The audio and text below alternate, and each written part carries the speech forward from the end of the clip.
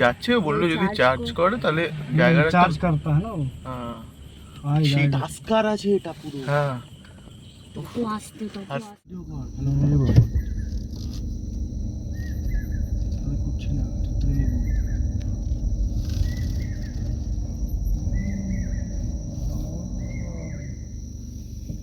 এবার আমি একটু নিজের চোখে দেখি।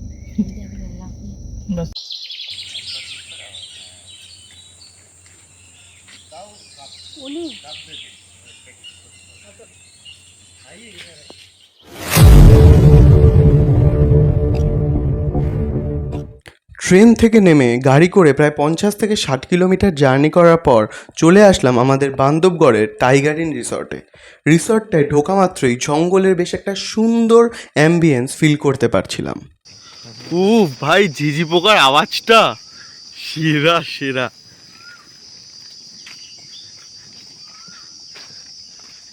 রিসর্টটা সত্যিই সুন্দর, খুব সুন্দর রিসর্টটা। এদিকে আরো জায়গা আছে, পরে দেখাবো এগুলো। আপাতত বাড়ি ঘরে যাব, রেস্ট নেব। এটা এন্ট্রান্স। Super excited man. সাথে সাথে যে ঝিঝি পোকার ডাকটা দিচ্ছে, তার সাথে রিসর্টটা, আলাদা একটা লেভেলের এক্সপিরিয়েন্স। জাস্ট শোনো ঝিঝি পোকার ডাকটা, আর রিসর্টটা জাস্ট অসাধারণ অসাধারণ। জানি না কতটা আসছে, এবার ঝিঝি পোকার ডাকটার সাথে এই রিসর্টটা ঘোরাটা আলাদা লেভেলের একটা মজা লাগছে।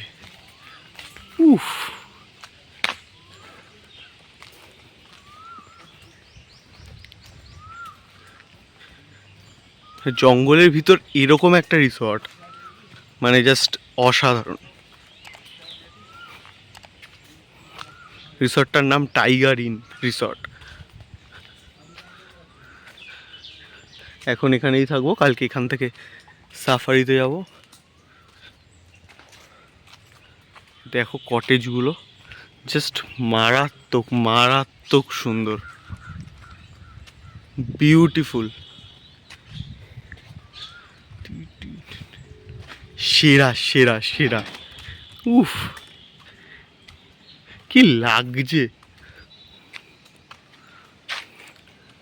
দাদা, সুইমিং পুলে স্নান করতে পারবো তো? হ্যাঁ রেডি হ্যাঁ ঠিক হ্যাঁ। ওরা দুজন থাকবে নিচে এইখানে, আর আমরা থাকবো এইখানটায় যেটা ওপরে আছে, এই যে এইটা। এটা আমাদের রুম 104।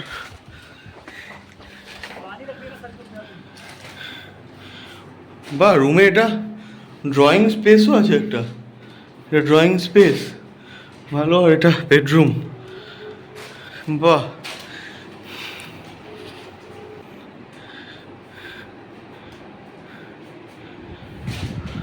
এখানে বাথরুম, বাথরুমটা দেখো জাস্ট কতটা বড় বাথরুমটা।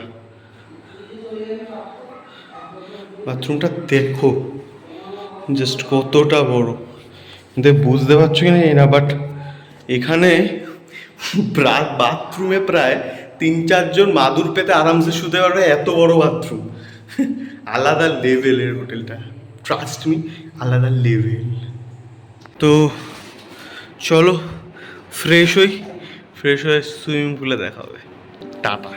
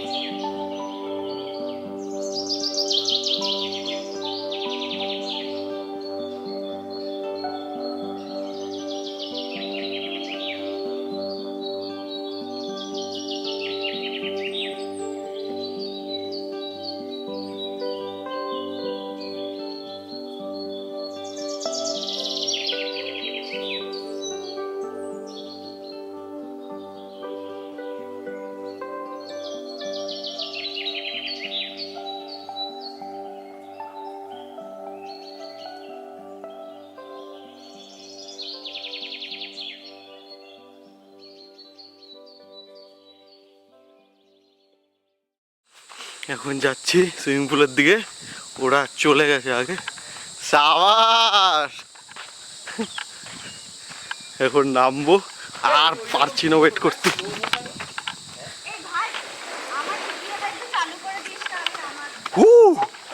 ভাই সাব, আমি ভীষণ ভয় পাচ্ছি কিন্তু, কারণ আমি সাঁতার ফাতার কিছু জানি না। আরে সুইমিং পুলে কি ভয়? সুইমিং পুলে যাই হোক ভাই, আমি তো সাঁতার শিখিনি, আমি ভয় পাই। অনেকটা ডিপ আছে। কোথায় অনেকটা ডিপ? হাট। ব্রো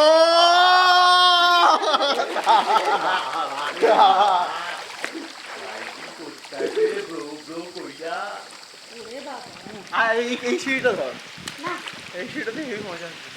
আমি সাঁতার কাটতে পারি না কিন্তু, আর আমি ভীষণ ভয় পাই। আমি ওরা তাও ভাই লম্বা হবে বেটে। ওটি ফুটুক সাথে পারে একদম তোমার টাকা।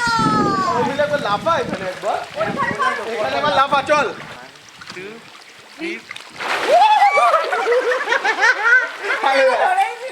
একবার রেডি 1 2 3। আমি এটা ছাড়া করতে পারছি না কেন?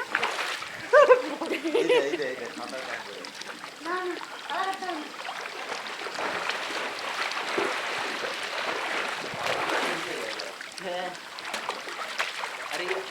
সাঁতার কাটতেই পারি না।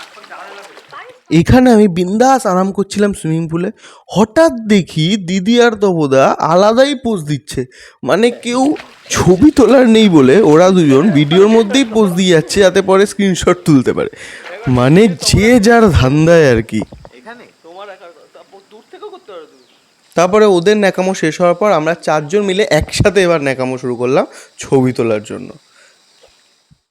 এরপর সন্ধে 7টা কি 8টা নাগাদ আমরা হোটেলের গাড়ি করে জঙ্গলের মাঝের রাস্তাটায় ঘুরতে বেরোলাম, যদি কোনো পশু দেখতে পাই এই আশায়। এই রাস্তাটার দুপাশেই যেহেতু জঙ্গল, এই রাস্তায় হেঁটে যাওয়া বারণ, গাড়ি করেই একমাত্র যাওয়া সম্ভব। এই রাস্তায় অসংখ্য হরিণ দেখতে পাওয়া যায়, এমনকি হামেশাই বাঘ কিংবা হাতি এই পার থেকে ওই পার হয়। তো আমরাও এই জন্যই বেরিয়েছিলাম, যদি আমাদের কপালে কোনো পশুর দেখা মেলে। আজকে এই আমাদের টাইগার ইন রিসর্ট থেকে জাস্ট ওরা বলেছিল, টাইগার ইন রিসর্টের কর্মচারীরা, যে আপনাদের একটু ঘুরিয়ে দেখাবো। তো ওরা একটু জাস্ট জঙ্গলের ভিতরে যেই মাঝে যেই রাস্তাটা, ওখান দিয়ে কিছুটা দূর আমাদের ঘোরাতে এনেছিল। আর এই কিছু মিনিটের জার্নিতে যা যা অনুভূতি হয়েছে সেটা জাস্ট অতুলনীয়। আর কি কি অনুভূতি হয়েছে সেটা আমি শর্ট ভিডিও দিয়ে দিচ্ছি, দেখে নাও। মানে চোখে জল এসে গেছিলো, বিশ্বাস করবে না। কিছু কথা জাস্ট বলেছিলাম যে এটাই আমি চাই বান্ধবঘরে আসার পর, যাতে আমি এটা দেখতে পাই, আর সেই জিনিসই দেখতে পেয়েছি। মানে দেখে নাও, তারপর বাকি কথা বলবো। ভিডিও কর, ভালো নেব। আমি করছি না, তুই নেব।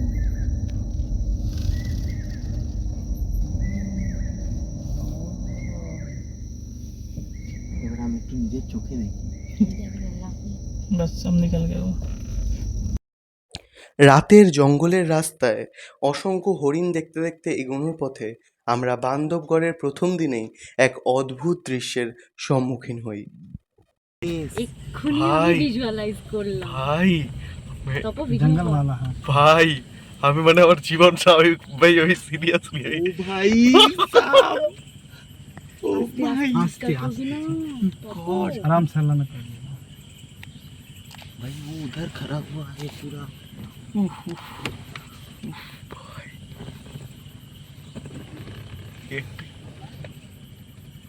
কত বড়। জুম করে তোলো প্লিজ, জুম করে তোলো।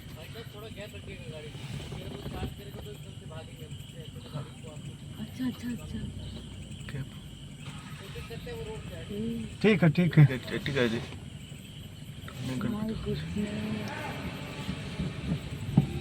अरे की कुछ যদি ও যাচ্ছে, ও বললো যদি চার্জ করে তাহলে জায়গাটা चार्ज करता है ना वो। হ্যাঁ हाँ সেই টাস্কার আছে এটা পুরো। হ্যাঁ, তপো আসতে তপো আসতে। আস্তে আস্তে প্লিজ। देख रहे हैं बहुत रिक्स रहता है কি করে তুলবো? बच्चा भी है बच्चा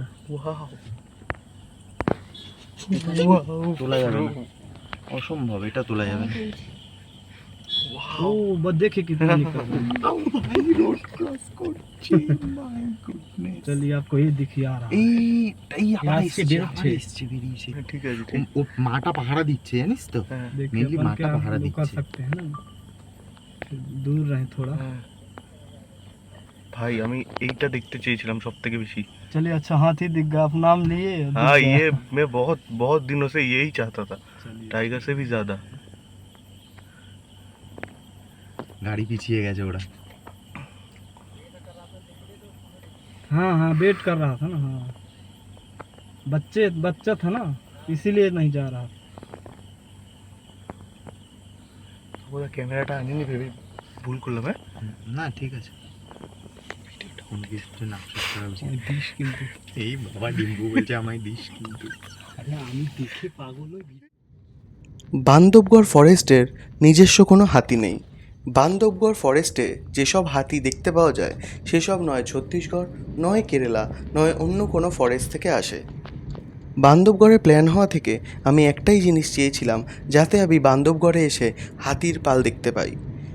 কেন জানি না, তবে বান্ধবগড়ে আমার বাঘ দেখার থেকেও হাতি দেখার বেশি ইচ্ছা ছিল। বান্ধবগড়ের প্ল্যান হওয়া থেকেই আমি একটা কথা বলেছিলাম, বান্ধবগড়ে এসে আমি হাতি দেখতে পাবই। বান্ধবগড়ের প্রথম দিনেই, সাফারির আগের দিনেই আমার যে এই আশাটা পূরণ হয়ে যাবে আমি সত্যিই ভাবিনি। Thank you Bandhavgarh, really thanks a lot. এই সাপ ওয়াও ডিম্বু দেখি না।